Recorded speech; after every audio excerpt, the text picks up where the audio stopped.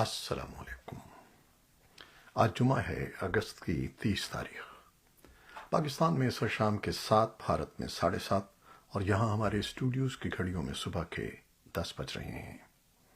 Voice of America Washington کی Urdu service سے میں ہوں خالد حمید، خبروں کے ایک بلیٹن کے ساتھ۔ جبری گمشدگیوں کا آج عالمی دن ہے۔ اس موقع پر انسانی حقوق کی بین الاقوامی تنظیم ایمنسٹی انٹرنیشنل نے مطالبہ کیا ہے کہ پاکستان اور بھارت سمیت جنوبی ایشیائی ممالک کے حکام جبری گمشدگی کا نشانہ بننے والے افراد کو فوری اور غیر مشروط طور پر رہا کریں۔ تنظیم کا کہنا ہے کہ ان کے اہل خانہ کو ان کے ٹھکانوں کے بارے میں آگاہ کیا جائے اور اگر وہ زندہ نہیں ہیں تو متاثرہ خاندانوں کو فوری طور پر مطلع کیا جائے۔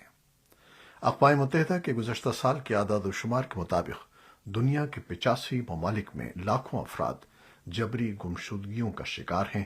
بین الاقوامی قوانین کے مطابق جبری گمشدگیاں عالمی منشور میں درج انسانی حقوق کی خلاف ورزی ہیں۔ جنوبی ایشیا کے کئی ملکوں میں جبری گمشدگیوں کا مسئلہ دنیا میں اس ایشو کی شدید ترین مثالوں میں سے ہے۔ ہمارا ٹیلی ویژن پروگرام ویو 360 آج اسی موضوع پر ہے۔ آپ سے درخواست ہے کہ اسے دیکھیے گا۔ پاکستان کے وزیر اعظم شہباز شریف نے بنگلہ دیش کی عبوری حکومت کے چیف ایڈوائزر ڈاکٹر محمد یونس سے ٹیلی فون پر رابطہ کیا ہے اور انہیں عہدہ سنبھالنے پر مبارکباد دیتے ہوئے دونوں ملکوں کے درمیان رابطوں کو فروغ دینے کی خواہش کا اظہار کیا ہے۔ وزیر اعظم ہاؤس سے جاری بیان کے مطابق وزیر اعظم شہباز شریف اور ڈاکٹر یونس نے اتفاق کیا ہے کہ پاکستان اور بنگلہ دیش کے عوام کی ترقی اور خوشحالی کے لیے مل کر کام کرنے کی ضرورت ہے، جبکہ وسیع تر علاقائی تعاون جنوبی ایشیا کے لوگوں کی زندگیوں کو بہتر بنانے میں اہم کردار ادا کر سکتا ہے۔ اسلام آباد ہائی کورٹ نے ڈاکٹر عافیہ صدیقی کو امریکہ کے حوالے کرنے کے کیس میں سیکریٹری دفاع کو پیر کو ذاتی حیثیت میں طلب کر لیا ہے۔ جمعے کو سماعت کے دوران وزارت دفاع نے عدالت کو بتایا کہ ISI یا ایجنسیاں عافیہ صدیقی کو امریکہ کے حوالے کرنے میں ملوث نہیں ہیں۔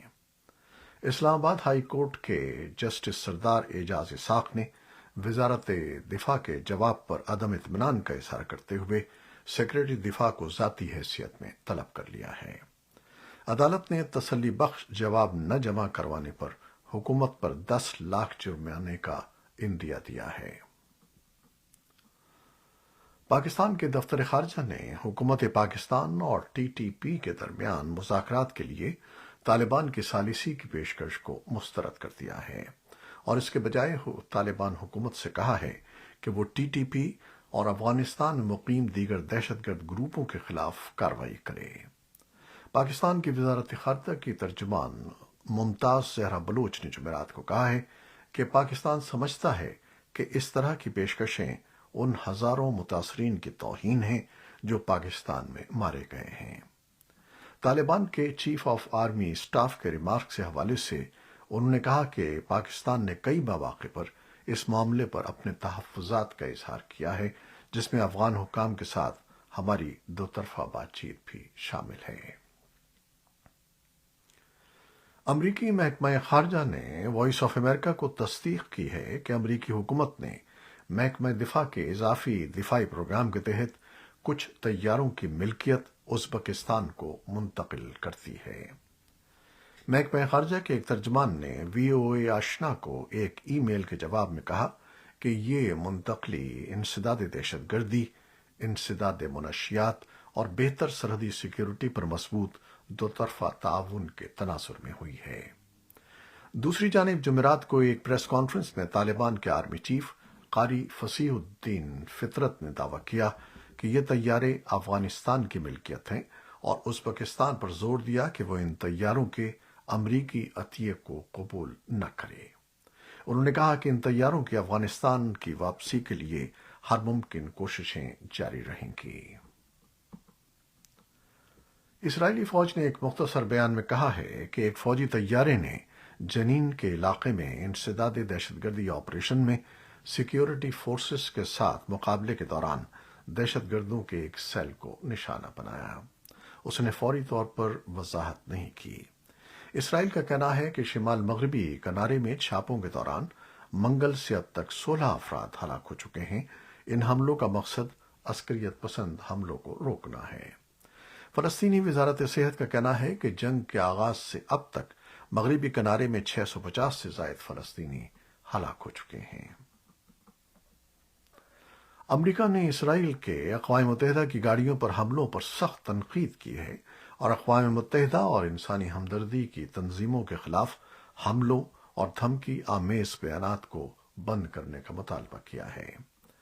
اقوام متحدہ کی سلامتی کونسل کے اجلاس میں امریکی نائب سفیر رابرٹ ووڈ نے اسرائیلی فوج کی جانب سے اقوام متحدہ کی فوڈ ایجنسی کی واضح طور پر نشان زدہ گاڑی پر بار بار فائرنگ کا ذکر کیا۔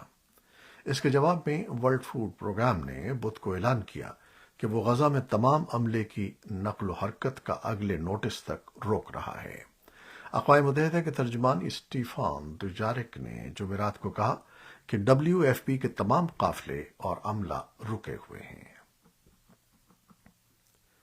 برطانوی دفتر خارجہ کے ترجمان نے کہا ہے کہ ہم سلامتی کے خطرات کے خلاف اپنے دفاع کے لیے اسرائیل کی ضرورت کو تسلیم کرتے ہیں، لیکن ہمیں اسرائیل کے طریقوں اور شہریوں کی ہلاکتوں اور شہریوں کے بنیادی ڈھانچے کی تباہی کی رپورٹوں پر سخت تشویش ہے۔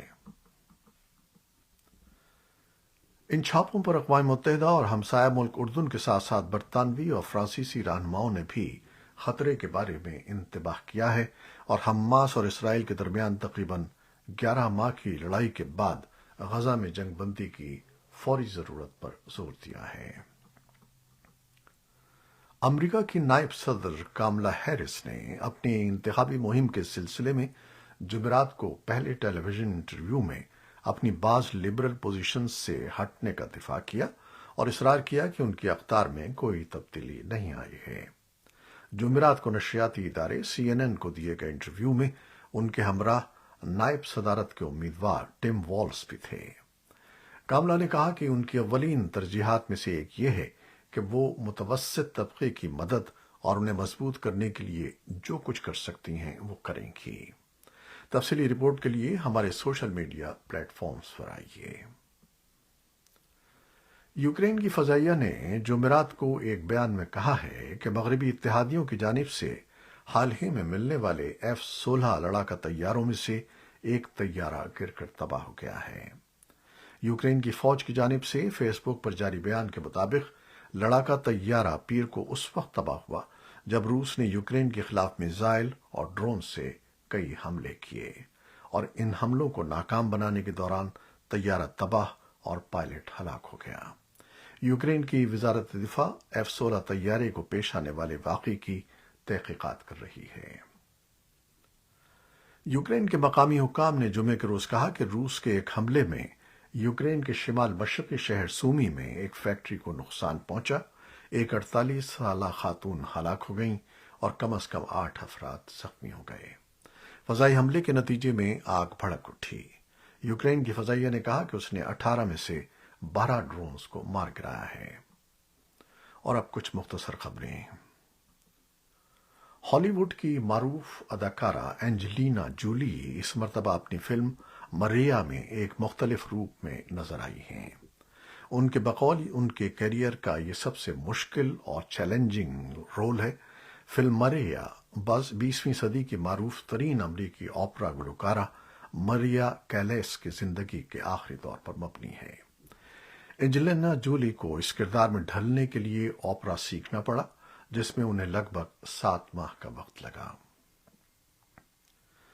عالمی ادارہ صحت نے جمعرات کے روز کہا کہ اسرائیلی فوج اور فلسطینی عسکریت پسند گروپ حماس نے غزہ کی پٹی میں 6,40,000 بچوں کو پولیو سے بچاؤ کے قطرے پلانے کی اجازت دینے کے لیے 3 دن کے وقفے پر اتفاق کیا ہے۔